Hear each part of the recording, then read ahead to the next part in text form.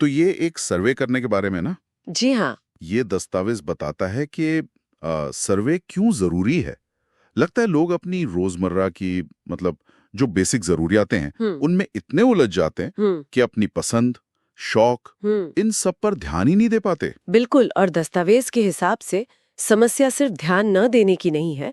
अक्सर लोगों के पास अपने लक्ष्यों के लिए न तो वक्त होता है, न ही वो कोई प्लान बना पाते हैं। और अगर मान लीजिए पहला प्लान फेल हो गया तो फिर दूसरा प्लान बनाने में भी दिक्कत आती है। अच्छा, तो ये सर्वे शायद इसीलिए है कि लोगों को उनकी रुचियों, उनके लक्ष्यों को पहचानने में, फिर उनको शायद प्राथमिकता देने में। हाँ, और फिर योजना बनाने में मदद करने के लिए। हाँ, चलिए देखते हैं कि ये सर्वे किया कैसे जाता है, क्योंकि इसका तरीका मुझे थोड़ा अलग लग रहा है। हाँ, प्रक्रिया वाकई थोड़ी अनोखी है।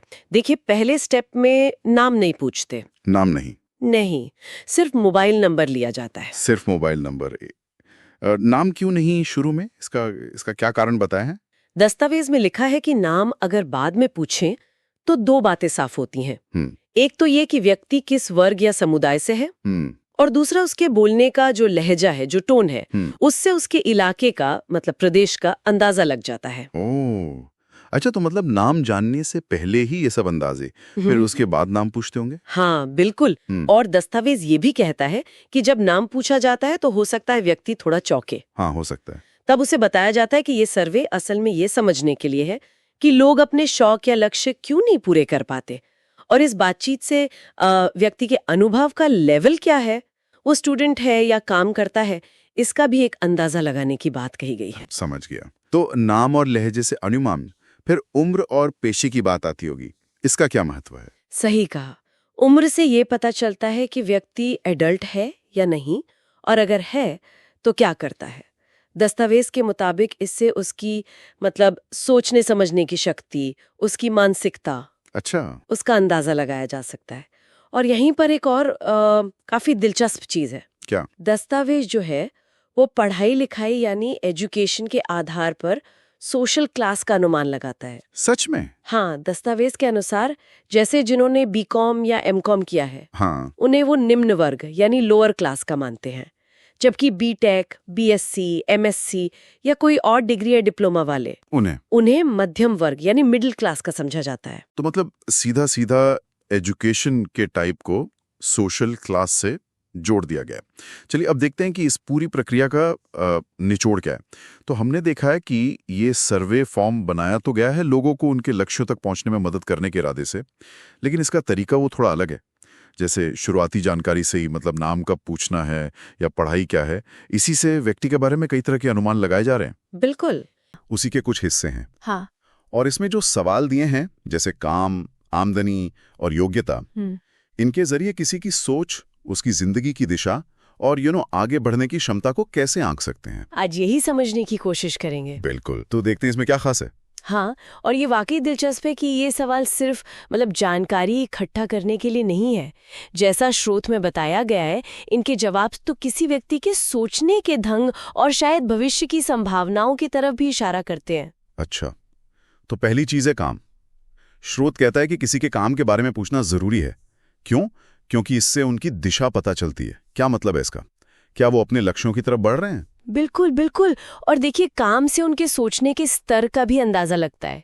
स्रोत के मुताबिक जैसे दस्तावेज में कुछ कैटेगरीज दी गई हैं। हाँ। जैसे अगर कोई कुछ नहीं करता तो उसे कामचोर माना गया है। अच्छा। अगर कोई मजदूरी करता है तो शायद उसे कम बुद्धि वाला समझा गया है, ऐसा स्रोत का मानना है। ये तो काफी सीधा वर्गीकरण है। और नौकरी या फिर अपना काम करने वालों के बारे में? हाँ, तो स्रोत कहता है कि जो नौकरी कर रहा है वो बुद्धिमान तो है, पर उसे शायद गाइडेंस चाहिए, मार्गदर्शन की जरूरत है। वहीं अगर कोई छोटा मोटा अपना काम या व्यवसाय कर रहा है तो उसे बुद्धिमान और विद्वान दोनों माना गया है, भले उसे तजुर्बा कम हो। अच्छा। हाँ, यहाँ पे जो गौर करने वाली बात है वो ये कि काम के प्रकार को सीधे सीधे इंटेलिजेंस और वो व्यक्ति कितना खुद मुख्तार है उससे जोड़ा जा रहा है। ये नजरिया वाकई सोचने वाला है। ठीक है, तो काम से दिशा और सोच का पता चला। अब अगला कदम है आमदनी, इनकम। स्रोत कहता है इससे पता चलता है कि व्यक्ति अपनी उम्र के हिसाब से मतलब कहाँ खड़ा है, उसकी प्रोग्रेस कैसी है। हाँ बिल्कुल, आमदनी को ना सीधे तौर पर प्रगति का एक पैमाना माना गया है। अच्छा। स्रोत में अलग अलग स्तर बताए हैं, जैसे मजदूर, चपरासी या नौकर से लेकर फिर मालिक, लखपति, करोड़पति और यहाँ तक कि पूंजीपति या संपत्तिपति तक का जिक्र है। बाप रे। तो ये दिखाता है कि आर्थिक रूप से समाज में उनकी क्या जगह है, क्या हैसियत है। तो मतलब आमदनी एक तरह का स्कोर कार्ड जैसा हो गया, जिससे पता चले कि कोई आर्थिक सीढ़ी पर कहाँ तक पहुंचा है। हाँ, हम कह सकते हैं। स्रोत का नजरिया तो कुछ ऐसा ही लगता है। ये सिर्फ ये नहीं देखता कि पैसा कितना है, बल्कि ये भी कि उस आमदनी से समाज में उसका रुतबा क्या बनता है। ये सीधे सीधे तरक्की से जुड़ा हुआ है। ठीक है, समझ गया। तो काम से दिशा और सोच, आमदनी से प्रगति का स्तर। अब आते हैं तीसरे और आखिरी सवाल पर, योग्यता मतलब क्वालिफिकेशन। इसका क्या महत्व बताया गया है? देखिए, योग्यता स्रोत के मुताबिक ये समझने में मदद करती है कि किसी की जो आमदनी है उसके पीछे वजह क्या है, लॉजिक क्या है। आमतौर पर तो यही माना जाता है कि ज्यादा योग्यता मतलब ज्यादा आमदनी की संभावना। हाँ, ये तो है।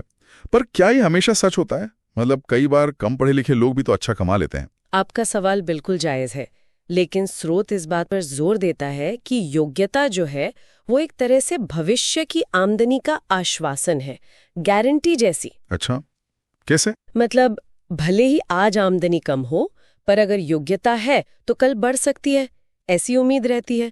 और अगर योग्यता नहीं है तो स्रोत का मानना है कि बिना किसी सहारे या मार्गदर्शन के व्यक्ति जहां है उससे ऊपर उठना मुश्किल है। ओह, बल्कि शायद नीचे जाने का खतरा ज्यादा रहता है। अच्छा, तो ये तीनों सवाल, काम, आमदनी और योग्यता, ये मिलकर एक तरह की पूरी तस्वीर बनाते हैं, है ना? हाँ बिल्कुल। काम से दिशा और सोच का पता चला, आमदनी से मौजूदा प्रगति का अंदाजा हुआ और योग्यता से उस प्रगति की वजह और भविष्य की संभावनाओं का।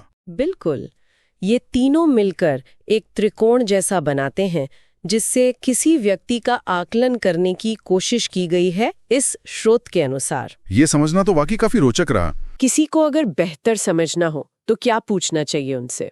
आज हमारे पास ना कुछ नोट्स हैं जो कुछ बहुत ही बुनियादी पर गहरे सवाल सुझाते हैं। तो चलिए आज इन्हीं पर बात करते हैं, देखते हैं कि ये सवाल किसी के बारे में क्या बता सकते हैं, है ना? जी हाँ, बिल्कुल। ये सवाल असल में बहुत काम के हो सकते हैं। ये नोट्स कहते हैं कि किसी की रुचि, उनके लक्ष्य, उनकी प्राथमिकताएं क्या हैं और हाँ, वो अपना समय कैसे देखते हैं, ये सब जानना बहुत जरूरी है। तो शुरुआत करते हैं रुचि या शौक से या फिर लक्ष्य पूछने से।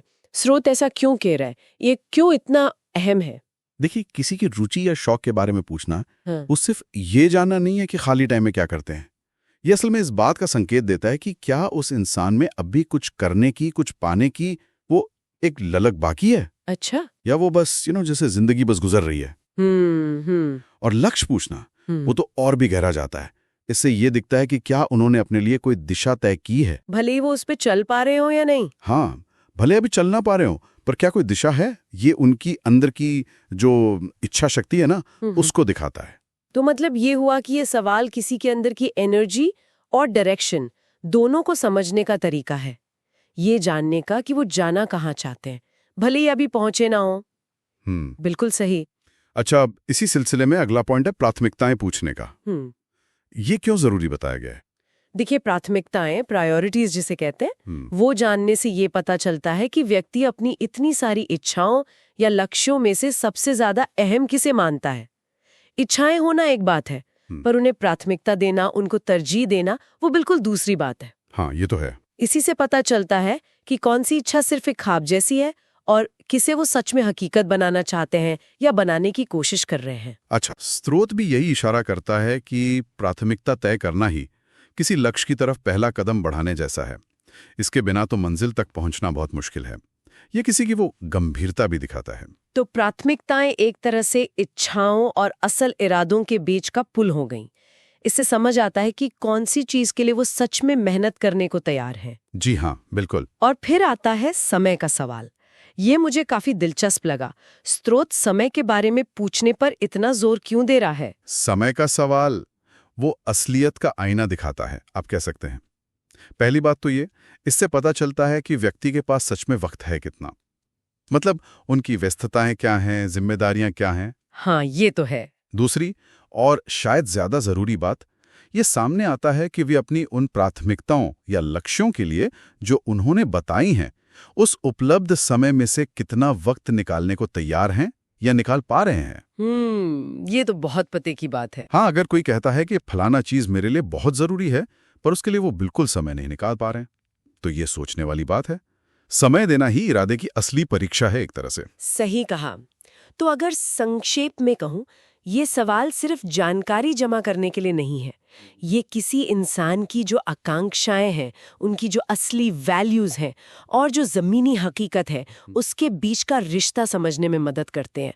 मतलब उनकी इच्छाएं क्या हैं, उनमें सबसे ज़रूरी क्या है और उसे पाने के लिए वो कितने संजीदा हैं, खासकर जब बात समय लगाने की आती है। बिल्कुल, आपने एकदम सही निचोड़ निकाला।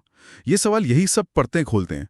और यहाँ ना एक सोचने वाली बात और भी है। बताइए। हम अक्सर ये सवाल दूसरों को समझने के लिए इस्तेमाल करते हैं, है ना? हाँ, करते तो हैं। पर क्या कभी हमने ठीक यही सवाल खुद से पूछे हैं?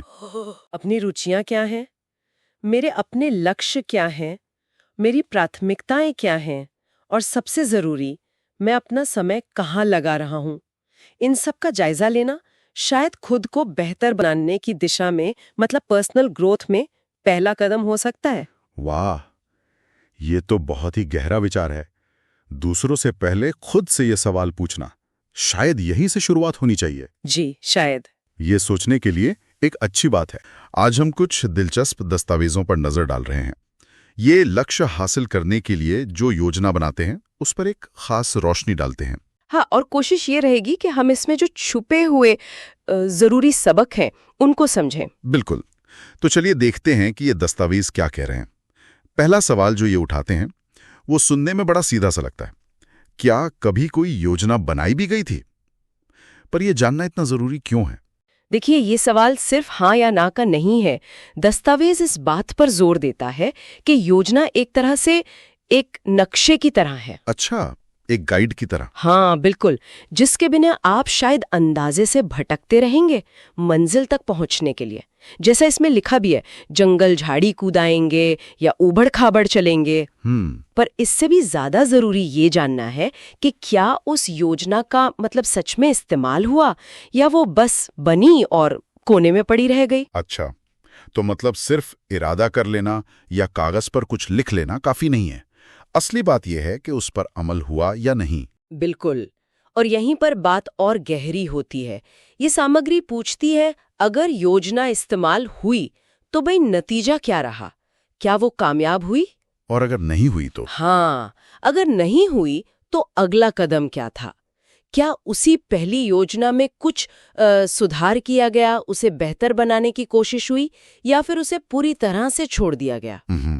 ये दिखाता है कि सीखने की और हालात के हिसाब से बदलने की क्षमता कितनी है। ये दिलचस्प है। मतलब दस्तावेज सिर्फ कामयाबी नहीं देख रहा, बल्कि नाकामी से कैसे निपटा गया इस पर भी उतना ही ध्यान दे रहा है। सही बात। पर एक सवाल और उठता है, क्या एक योजना, चाहे वो कितनी भी अच्छी क्यों ना हो, हमेशा काफी होती है? और देखिए, यहीं पर यह दस्तावेज एक और बहुत अहम मुद्दा उठाता है। क्या? वो पूछता है, मान लीजिए आपकी पहली योजना वैसी नहीं चली जैसा सोचा था, तो क्या आपके पास कोई और रास्ता तैयार है? कोई दूसरी योजना है? जिसे हम आमतौर पे प्लान बी कहते हैं, है ना? हाँ, प्लान बी कह लीजिए, या जैसा दस्तावेज इशारा करता है, शायद प्लान सी या डी भी हो सकता है। अच्छा, मतलब एक से ज्यादा विकल्प। हाँ, और ये सिर्फ विकल्प रखने की बात नहीं है, ये इस बात का सबूत है कि लक्ष्य कितना जरूरी है, और ये भी कि क्या इस बात की समझ है कि रास्ते में मुश्किलें आ सकती हैं। जैसे कोई अचानक कोई प्रॉब्लम आ गई। हाँ, कोई अकस्मात समस्या, जैसा कि वो कहते हैं। ये दिखाता है कि क्या अप्रत्याशित चीजों के लिए कोई तैयारी है भी या नहीं। तो क्या इसका मतलब ये समझें कि जिसके पास जितने ज्यादा प्लान होंगे, वो उतनी जल्दी या आसानी से मंजिल पर पहुंचेगा? देखिए, दस्तावेज का जो निचोड़ है वो तो कुछ ऐसा ही लगता है। एक से ज्यादा योजनाएं होने का सीधा मतलब है कि आप रुकावटों का सामना करने के लिए ज्यादा तैयार हैं। ये सिर्फ तैयारी ही नहीं, बल्कि एक तरह का लचीलापन भी दिखाता है। लचीलापन मतलब स्थिति के हिसाब से ढलने और रास्ता बदलने की काबिलियत। इससे लक्ष्य तक पहुंचने की संभावना वो तो यकीनन बढ़ जाती है। तो सार ये निकलता है कि भाई सिर्फ शुरू में एक योजना बना लेना ही काफी नहीं है। उसे लागू करना, फिर देखना कि वो चली या नहीं, ईमानदारी से परखना, बिल्कुल। जरूरत पड़ने पर उसमें बदलाव करना, और शायद सबसे जरूरी, हमेशा कुछ और विकल्प तैयार रखना। ये सब मिलकर ही लक्ष्य तक पहुंचने का रास्ता पक्का करते हैं। आपने बिल्कुल सही समझा। 5 मुख्य बाधाओं की बात करती है और उनसे निपटने के कुछ तरीके भी। हाँ, और ये दिलचस्प है कि स्रोत इन्हें बहुत बहुत प्रैक्टिकल श्रेणियों में बांटता है। मतलब ऐसी चीजें जो लोग सच में महसूस करते हैं अपने काम में, अपनी जिंदगी में। बिल्कुल, कोई हवाई बातें नहीं, जमीनी हकीकतें। हाँ, तो पहली बाधा जो बताई गई है वो है कार्य से कम कार्यकर्ता। मतलब काम ज्यादा करने वाले लोग कम। स्रोत कहता है कि ऐसे में कोई सामाजिक, राजनीतिक या धार्मिक संगठन बनाओ, या फिर जरूरत के हिसाब से टीम बना लो। ये थोड़ा ऑर्गेनाइजेशनल सा लगता है। हाँ है तो, पर ये असल में मतलब ये रिसोर्स मैनेजमेंट की बात कर रहा है। संगठन बनाने की क्षमता, उसकी जरूरत पर जोर दे रहा है। अच्छा। स्रोत का इशारा यही है कि अकेले सब कुछ नहीं होता। सही लोग, सही स्किल वाले, उनको साथ लाना जरूरी है, चाहे वो फॉर्मल ऑर्गेनाइजेशन हो या एक फ्लेक्सिबल टीम। मतलब टीम बनाना जरूरी है। हाँ, बड़े लक्ष्य पाने हैं तो। ये सिर्फ गिनती बढ़ाने की बात नहीं, यह है कलेक्टिव पावर बनाने की बात। ठीक है, ये समझ आया। अच्छा, अब दूसरी बाधा, क्षमता से कम ताकत का होना। यहाँ ताकत मतलब फिजिकल स्ट्रेंथ तो नहीं होगी शायद? नहीं, सही पकड़ा। स्रोत कहता है कि लीवर का इस्तेमाल सीखो। ये लीवर क्या है यहाँ, कोई औजार? औजार से कहीं ज्यादा है। स्रोत इसे एक प्रिंसिपल की तरह बता रहा है, एक रणनीतिक सिद्धांत। मतलब ऐसे तरीके ढूंढो जिनसे आप अपने कम एफर्ट से या कम रिसोर्स से ज्यादा रिजल्ट पा सको, मल्टीप्लाई हो जाए आपका एफर्ट। अच्छा। जैसे टेक्नोलॉजी का इस्तेमाल हो सकता है, या हाँ, पार्टनरशिप कर ली, या कोई भी ऐसा स्मार्ट तरीका जिससे आपकी जो इंडिविजुअल कैपेसिटी है उसका असर बढ़ जाए। बेसिक आइडिया है कम दम में ज्यादा काम। तो मतलब स्मार्ट वर्क करना, अपनी क्षमता बढ़ाने के लिए बिल्कुल स्ट्रेटेजिक तरीके ढूंढना। लेकिन मान लो क्षमता तो है पर पैसा कम पड़ जाए, आर्थिक दिक्कतें। यहीं पर आती है तीसरी बाधा, खर्चे का आमदनी से ज्यादा होना।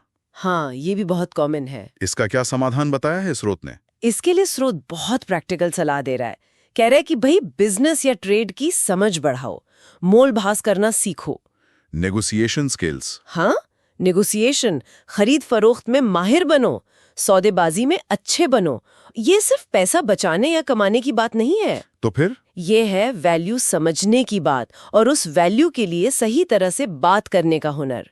ये पर्सनल फाइनेंस से लेकर बड़ी बिजनेस डील्स तक हर जगह काम आता है। फाइनेंशियल समझ और बातचीत का हुनर, ये तो जरूरी है वाकई। अच्छा, चौथी बाधा, समस्या के अनुपात में ज्ञान की कमी।